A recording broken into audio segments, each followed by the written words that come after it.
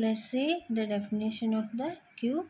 What this queue is? Queue is a linear data structure where elements are inserted from one end and deleted from the other end, which works on the principle of FIFO. Then examples, real world examples of the queue are ticket window or one-way road traffic of vehicles. We see this is what, if I imagine one way, right? Then here are your vehicles one by one. Then what it means, whichever the first vehicle is there, it goes first, right? In this way the queue is going to be worked. That was the definition of the queue is. Queue is a linear data structure where elements are inserted from one end and deleted from the another end. That is nothing but the queue, and it is based on the principle of FIFO, or you can, it is FIFO. FIFO means first in first out, or you can also say it as last in last out. Next, what the FIFO consists? Then we are going to insert from one end and delete from the other end, right? Once we are going to insert from the one end, that end name is known as rear, or you can say it as a tail. Otherwise, the end you are going to delete, right? That end is nothing but your front and the head. Remember the things here.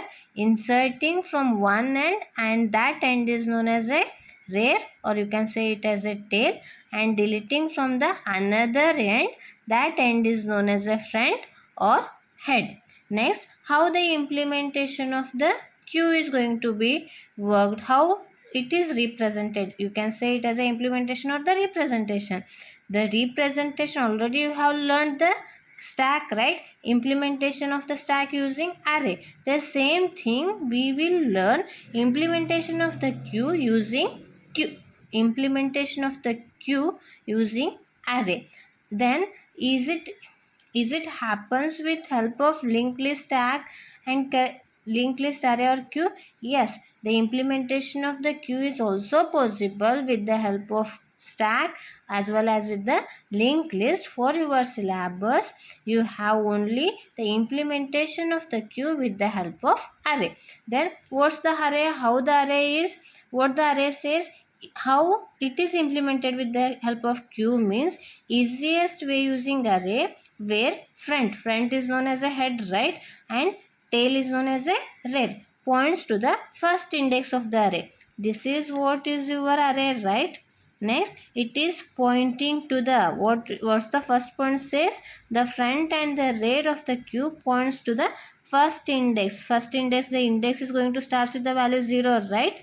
Next, as we add the elements to the queue, the tail keeps. Then tail means it is rear, right? Here rear, and here also the front points to the first index of the array. Once we add the element here, I will add here 1. The tail moves, right? The tail keeps on moving ahead. 1 is added. Next, 2 is added. Next, 3 is added, which is moving here. The rear is pointing here. The front remains here, where the next element will be inserted, while the head remains to the first index. Head is nothing but your front. Remember, rear is known as a tail and front is known as a head. Next, let's see how the example, with the help of the example, the representation of the queue is represented like this.